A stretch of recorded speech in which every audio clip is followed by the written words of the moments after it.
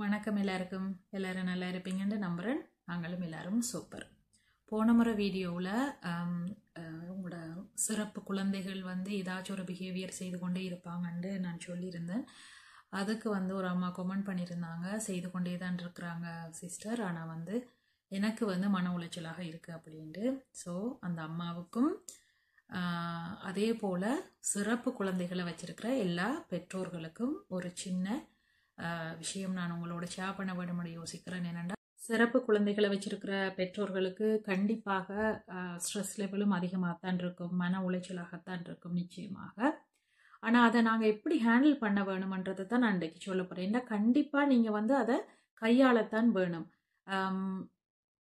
ஏனெண்டா எங்களோட பிள்ளைகளோட நாங்கள் எங்களோட லைஃபே பார்த்தீங்கன்னு சொல்லி சொன்னால் தினம் தினம் போராட்டமான ஒரு வாழ்க்கையாகத்தான் இருக்கும். இப்போ ஏதாச்சும் ஒரு பிஹேவியர் செய்து கொண்டிருப்பாங்க, அந்த பிஹேவியருக்கு நாங்கள் நிறைய ஹார்ட் ஒர்க் போட்டு அந்த ஒரு பிஹேவியரை நாங்கள் மாற்றுறதுக்கு நிறைய கஷ்டப்பட்டிருப்போம். அப்பாடா இந்த பிஹேவியர் நிப்பாட்டிட்டாருன்னு சொல்லி யோசிக்கும் போதே இன்னொரு புதுசாக ஏதாச்சும் ஒன்று செய்வாங்க. அப்படி எங்களோட லைஃப் லாங் இந்த மாதிரி சவால்களை எதிர்நோக்கி கொண்டே தான் இருக்கிற மாதிரி தான் இருக்கும். ஆனால் நாங்கள் துவண்டு போயிடவே கூடாது. நான் என்னெல்லாம் எந்த பிள்ளைகளோட ஒர்க் பண்ணுறேன்ற வீடியோ தான் உங்களுக்கு ஷேர் பண்ணுறது. அதே போல் என்னுடைய மென்டல் ஃபிசிக்கல் ஹெல்த்தை நான் என்ன மாதிரி கவனமாக பார்த்துக்கொள்கிறேன்றதையும் உங்களுக்கு ஷேர் பண்ணுறேன். என்னுடைய அனுபவத்தை உங்களுக்கு பகிரும் போது கண்டிப்பாக என்னை போன்று இருக்கிற அனைத்து பெற்றோர்களுக்குமே அது ஒரு தூண்டுதலாக இருக்குமென்று நான் நம்புகிறேன். நிறைய உங்களோட மென்டல் ஹெல்த்தை கண்டிப்பாக நீங்கள் பார்த்துக்கோங்க. உங்களுக்கான நேரம் நிச்சயமாக நீங்கள் ஒதுக்குங்க.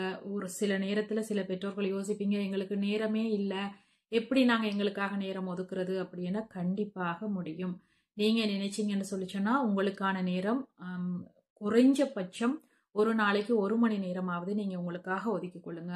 உங்களுக்கு பிடிச்சமான விஷயங்களை செய்யுங்க. உங்களுக்கு மியூசிக் பிடிக்குதா, மியூசிக் கேளுங்க. படம் பார்க்க வேணுமா, படம் பாருங்க. வெளியில் போக வேணுமா, வெளியில் போங்க. அந்த மாதிரி உங்களுக்கு விருப்பமான விஷயங்களை நீங்கள் செய்யுங்க. அதே போல் மென்டல் ஹெல்த்துக்கு கண்டிப்பாக நீங்கள் யோகா செய்ய வேணும், மெடிடேஷன் செய்ய வேணும். ஏதாச்சும் கோர்ஸ்கள் இருந்ததுன்னு சொல்லி சொன்னால் அதுகளையும் நீங்கள் முடியுமென்னு சொல்லி சொன்னால் ப்ளீஸ் செய்யுங்க. அதே போல் physical health is very very important. முடியுமா இருந்ததுன்னு சொல்லி சொன்னால் தயவு செய்து ஜிம்முக்கு போங்க. தினமும் எக்ஸசைஸ், ஃபிசிக்கல் எக்ஸசைஸுகள் செய்யுங்க. வாக்கிங் போங்க. இப்போ யூகேலாம் குளிர்காலம் அப்படியால் வெளியில் வாக்கிங் போகிறதெல்லாம் கொஞ்சம் கஷ்டமாக இருக்கும்.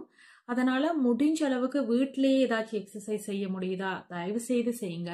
வெளியில் ஒரு வாக்கிங் போக வேணுமா தயவு செய்து போங்க. உங்களோட ஹெல்த்தை நீங்கள் கண்டிப்பாக பார்த்து கொண்டே ஆக வேணும். அப்போ தான் நாங்கள் எங்களோட சிறப்பு குழந்தைகளோட ஓடுறதுக்கு நாங்கள் ஃபிசிக்கலி மென்டலி ஸ்ட்ராங்காக இருப்போம்.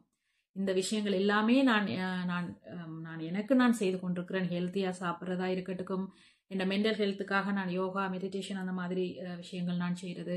எனக்கு மியூசிக் ரொம்பவே பிடிக்கும். ஸோ மியூசிக்குகள் கேட்பேன். எப்போவாவது படம் பார்க்க வேணும் போல இருந்ததுன்னா படம் பார்க்குறது, ஒரு குட்டி நித்திரை கொள்ள வேணும் போல இருந்தாலும் அதையுமே நான் செய்கிறது. அது தவிர ஃப்ரெண்ட்ஸோட கதைக்கிறது, ஃப்ரெண்ட்ஸோட வெளியில் போகிறது, ஃபிசிக்கலி ஏதாச்சும் எக்ஸசைஸுகள் கண்டிப்பாக தினமும் ஏதாச்சும் ஒன்று செய்து கொண்டே இருக்கிறது. ஜிம்முக்கு போகிறது, இல்லாட்டிக்கு வாக்கிங் போகிறது, இல்லாட்டிக்கு வீட்டிலேயே இருந்து கொண்டு ஏதாச்சும் செய்கிறது. அந்த மாதிரி நாங்கள் எங்களோட ஹெல்த்தை பார்த்து கொண்டா மட்டும்தான் எங்களோட பிள்ளைகளோட ஓட முடியும். டைம் இல்லைன்னு சொல்லாதீங்க, ஸ்ட்ரெஸ்ஸாக இருக்குன்னு சொல்லாதீங்க, ரொம்பவே பிள்ளைகளோட கஷ்டமாக இருக்குதுன்னு எல்லாம் சொல்லவே சொல்லாதீங்க. உங்களுக்கான நேரத்தை யாருமே கொடுக்க போகிறதில்ல, அதை நீங்கள் தான் எடுக்க வேணும். தயவு செய்து குறைந்தது 1 மணி நேரமாவது உங்களுக்காக எடுத்து நீங்கள் அந்த தேவையில்லாத அந்த சோஷியல் மீடியாஸ்லாம் போயிட்டு நேரத்தை வீணாக்குறதையெல்லாம் விட உங்களுக்கு பிடிச்ச விஷயங்களை தயவு செய்யுங்க. செய்றீங்கன்னு சொல்லி சொன்னாலே நீங்கள் அந்த ஸ்ட்ரெஸ்ஸு, மன உளைச்சல்கள், கஷ்டமாக இருக்குது, அந்த நெகட்டிவான இதுகள் எல்லாம் இருந்து கண்டிப்பாக நீங்கள் வெளியில் வருவீங்க. நான் ஃபாலோ பண்ணுற விஷயங்களை தான் உங்களுக்கு நான் சொல்லியிருக்கிறேன். நிச்சயமாக இந்த வீடியோ உங்களுக்கு பயனுள்ளதாக இருக்கும் என்று நம்புகிறேன். அடுத்த வீடியோவில் சந்திப்போம். நன்றி, வணக்கம்.